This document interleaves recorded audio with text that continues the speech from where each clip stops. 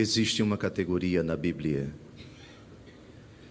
que é muito pouco explorada, infelizmente, nas nossas pregações.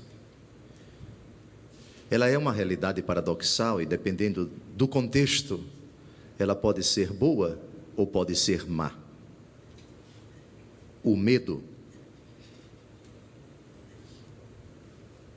O medo é uma reação que Deus colocou em toda criatura animal, para que ela tome decisões diante de um perigo real, iminente ou imaginário.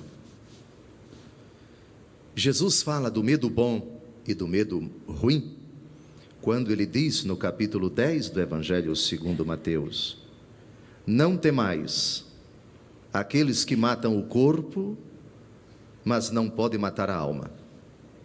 Temei antes aquele que tem o poder de precipitar o corpo e a alma no fogo da geena. Então Jesus pede para não ter medo e pede para ter medo. Quando ele pede para não ter medo, é porque esse medo é mau. Ter medo das reações adversas daqueles que não dão a mínima para as nossas convicções, para a nossa conduta. Prestaram atenção na primeira leitura de hoje?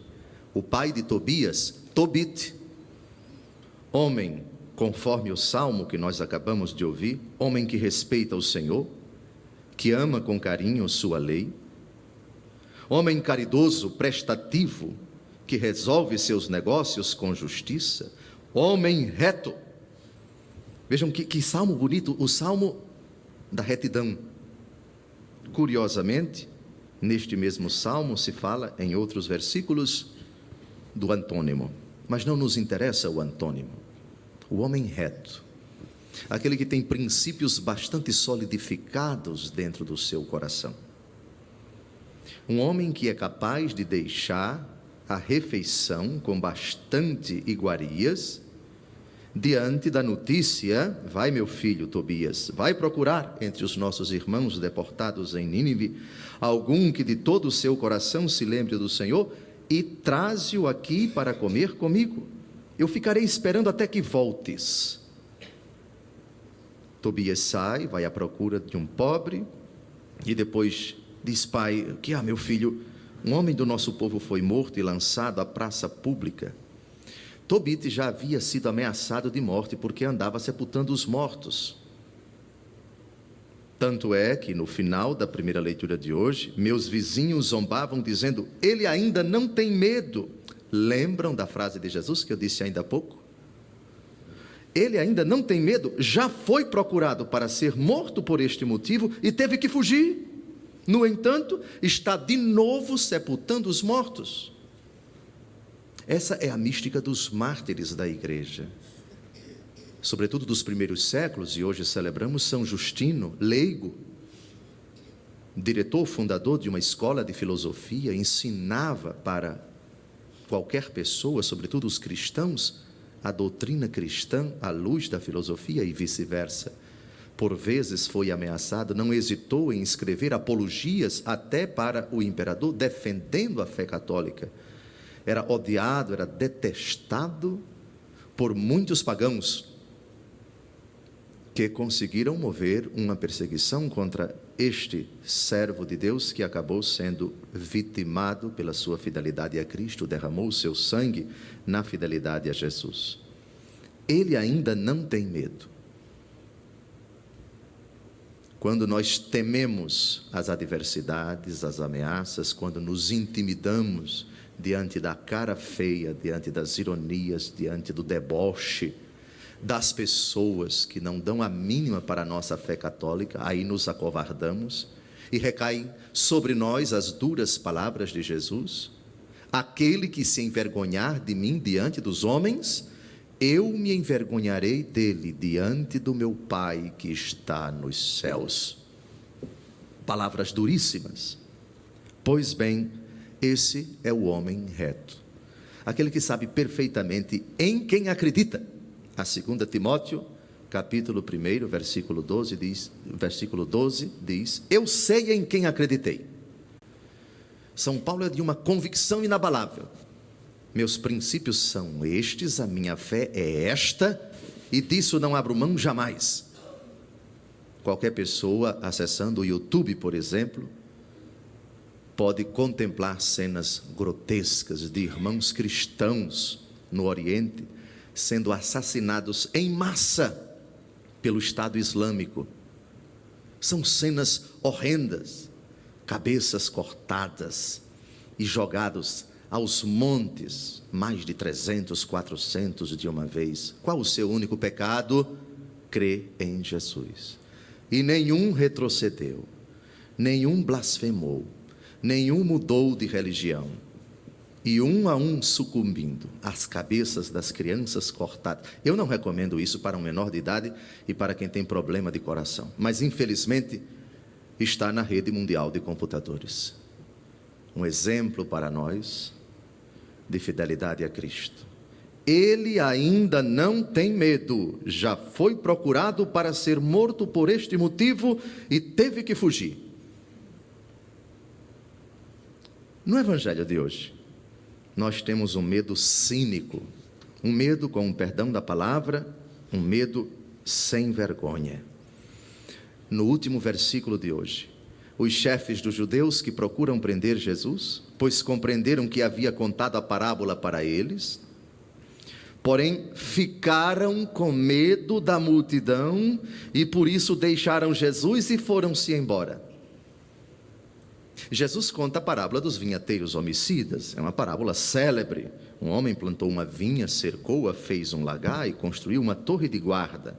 Esse homem é símbolo de Deus, a vinha é Israel. O lagar, que é uma espécie de peneira, onde são colocados os cachos de uva, em cima dos quais os escravos pisavam, e depois o líquido caía numa taxa, por assim dizer, para depois ser transformado, produzido em vinho, e construiu uma torre de guarda para proteger a vinha. Ou seja, Deus escolheu Israel, que é a videira do Senhor, que é a plantação de uva, despendeu todo o cuidado, todo o carinho, toda a atenção, protegeu esse povo, concedeu todas as graças a esse povo, depois arrendou a vinha a alguns agricultores. Deus confia a Israel aos seus líderes, aos seus pastores, aos seus sacerdotes. Deus nos concede a graça de administrar os seus dons, os seus bens, o seu povo. Viaja para longe, símbolo da morte e ressurreição de Cristo e sua ascensão ao céu, de onde ele virá um dia para exigir contas dos nossos atos. Na época da colheita, símbolo do juízo particular e do juízo final, quando todos prestaremos contas a Deus dos nossos atos, sobretudo das pessoas que Ele colocou sob os nossos cuidados, filhos com relação aos pais, empregados com relação aos patrões, católicos com relação aos seus sacerdotes e assim por diante. Mandou um empregado aos agricultores para receber a sua parte dos frutos da vinha, mas os agricultores pegaram o empregado, bateram nele, mandaram-no de volta sem nada, recordando assim a hostilidade, a violência, a perseguição, movidos no Antigo Testamento contra os profetas do Senhor. Bateram nele e mandaram-no de volta sem nada. Então o dono da vinha mandou de novo mais um empregado. Novos profetas: Isaías, Jeremias, Ezequiel, Daniel, Oséias, Naum, Abacuque, Miqueias.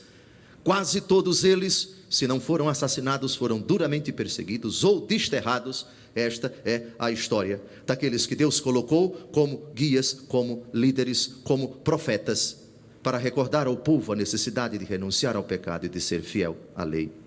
Então o dono da vinha mandou mais um empregado, os agricultores bateram na cabeça dele, o insultaram, o dono mandou ainda mais um outro e eles o mataram. A mesma história das duras perseguições sofridas pelos profetas. Trataram da mesma maneira muitos outros, batendo em uns, matando outros. Restava, porém, o seu filho querido. Ele mandou o filho, pensando: respeitarão meu filho, é Jesus. Só que na parábola, esse é o herdeiro, vamos matá-lo e a herança será nossa. Aqui, na parábola, Jesus fala de si. Agarraram o filho, mataram-no, jogaram-no fora da vinha. Jesus foi crucificado e morto no Monte Calvário, fora da cidade de Jerusalém, símbolo por excelência da vinha do Senhor. Que fará o dono da vinha? Virá, destruirá os agricultores, enterrará a vinha a outros. Por acaso não lestes na Escritura: a pedra que os construtores rejeitaram tornou-se a pedra angular? Jesus não teve medo, mas aqueles que queriam prendê-lo tiveram medo. Jesus aqui para nós é modelo daquilo que ele mesmo pediu para nós: não temais aqueles que matam o corpo, mas não podem matar a alma. Temei antes aquele que tem o poder de precipitar o corpo e a alma no fogo da gena. Lembremos-nos disso. No último dia da nossa vida, ao deixarmos esta terra, nós seremos julgados pelo Senhor. O medo bom será recompensado. O medo de pecar, o medo de ofender a Deus, o medo de ser covarde, o medo daquele falso respeito humano, motivo muitas vezes para nos acovardarmos, para silenciarmos quando deveríamos falar, para darmos o nosso testemunho quando deveríamos testemunhar. Seremos julgados pelo Senhor, que não teve medo de enviar o seu Filho, e o Filho que não teve medo de ser fiel ao Pai, coisa que lhe custou a morte de cruz. Olhando para Tobit, que não teve medo de ser reto, de ser generoso. Olhando primeiro para Jesus, que não teve medo, mas olhando para esses tristes que ficaram com medo, covardes. Esse é o medo cínico, este é o medo estratégico de quem não tem a hombridade, que não tem a coragem de olhar nos olhos e dizer o que pensa, e com estratagemas obtusos, escusos, com expedientes rasteiros, tramam a morte do justo. São Justino, junto a Jesus, obtenha para nós a graça do bom medo. Louvado seja nosso Senhor Jesus Cristo. Para sempre seja louvado.